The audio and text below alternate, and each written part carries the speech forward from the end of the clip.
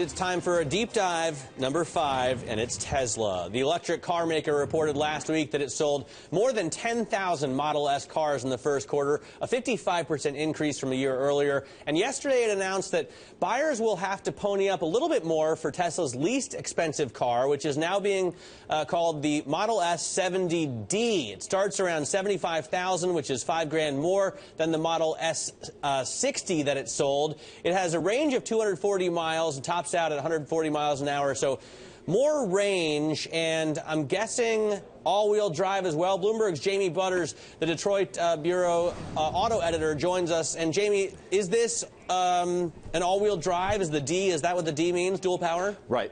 Yeah, the D is the dual motor all-wheel drive. That was much hyped last fall, right? It was going to unveil the D, and it turned out it's the dual motor. And that's really where luxury buyers are. At least certainly in North America, so many are in the Northeast and even Chicago and places like that where we get a lot of snow, we get a lot of bad weather. People really, and especially the boomers, have really come up feeling, rear-wheel drive was fun when they were kids, but front-wheel drive has more safety and more balance, and all-wheel drive is really the best thing. And that's what you're seeing so much in luxury. So that's where their buyers are going, and that's where Tesla's moving. Now, I want to say on a personal aside, Jamie, that I feel like with the right tires, a rear-wheel drive car is fine through the winter.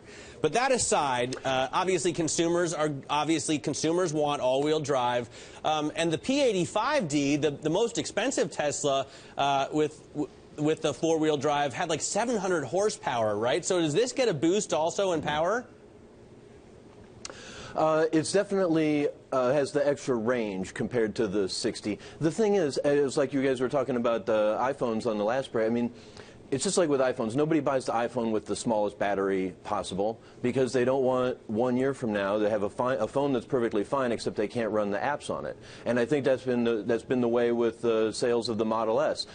Everyone's buying if it's not the P85D, because maybe they don't all need all that power, but they're getting the 85. They want the most range possible. Most people who can afford a $70,000 or $80,000 car can probably afford a $100,000 car. If 80 is a stretch for them, they might just buy, a Lexus or a Mercedes, get some, BMW 5 Series, and stay, comfortable. Let me ask you about the price, Jamie. Let me ask you about the price.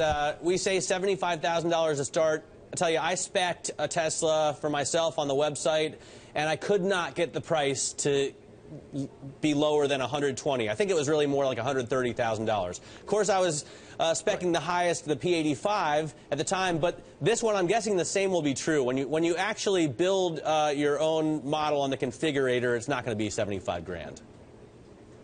You're right. I mean, of course, you'll get some discounts. You'll get the $7,500 from the federal government, depending on where your income falls. You might get some local discounts or state government discounts. But then you're going to add on the options. You're going to want all the tricks, all the doodads, all the apps, and it's going to add up tens of thousands to the final price. And so the thing is, though, right, Elon Musk has been wanting to electrify the personal transportation, right, and break us off our addiction to oil, and going higher and higher upscale kind of seems to take it away from that.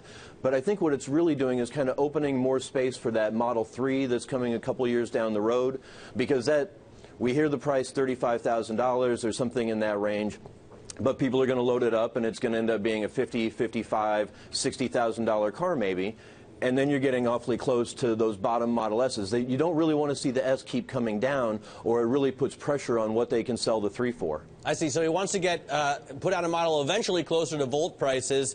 Meanwhile, he's been trying to put out this Model X for so long and pushing back the date for so long. I can't remember when it's supposed to come out, but now when are we looking for the SUV? Yeah, the SUV is supposed to come in August. They've been consistent with that at least since November.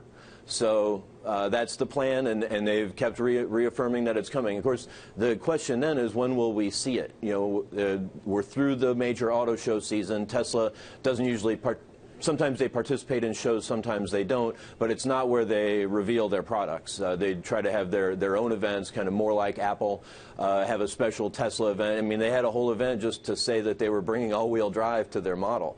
So I think we'll see another big show like that in Hawthorne or Palo Alto or someplace like that. All right, very cool. I guess Elon Musk, no matter what you want to say about him, he's always interesting, and we're always talking about it. Everybody loves talking about Tesla and the cars. Have you driven one, Jamie? Have you driven a Tesla Model S? Just a very little bit, but it's pretty spectacular. It's awesome. All right, Jamie Butters from our Detroit Bureau, thanks very much for joining us.